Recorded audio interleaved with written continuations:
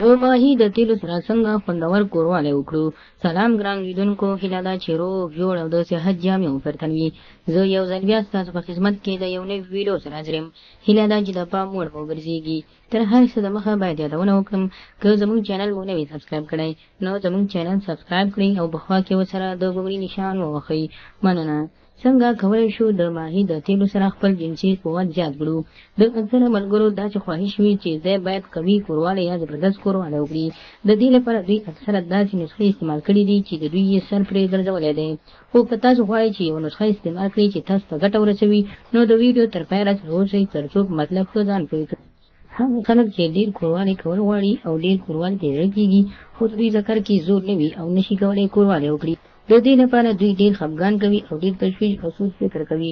نو تاسو هیڅ سوچ فکر مه کوئ. تاسو کولی شئ صرف د ماهي د تیلو سره یا د ماهي د غوړو سره یو شی مکس کړئ او د شپې د ویده کېدو نه مخکې یې تاسو وخورئ. که هر څومره کمزوری انسان وي نو قوي او مضبوط کولی شي. یوه نسخې سره تاسو کولی شئ د شپې 3-4 زره کوروالی وکړئ. که ستاسو په کوتک کې زور نه وي نو کولی شئ د دې نسخې سره ځان قوي کړئ. چې د نسخې جوړولو طریقه داسې ده چې لومړی به تاسو د ضرورت په اندازه د ماهي تیل یا غوړ واخلئ. کله مو چې دا واخیستل، تر ټولو بهتره خبر دا ده چې د ماهي تیل پیدا شي. غوړ یې دومره تاثیر نه کوي، خو که څومره یې چې تیل تاثیر لري.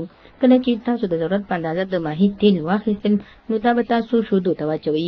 یو ګیلاس پخو شودو ته به د ضرورت په اندازه تیل تاسو واچوئ.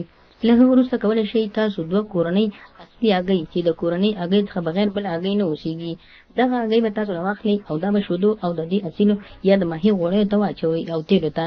کله چې دا تاسو ور واچوئ نو دا به تاسو دومره مکس چې اندازې نه خوا چې ښه کله مکس شو، نو له هغه وروسته کولی شئ چې کله ویده کېدئ نو دا به تاسو راواخلئ او دا به تاسو د ډوډۍ نه وروسته وڅښئ.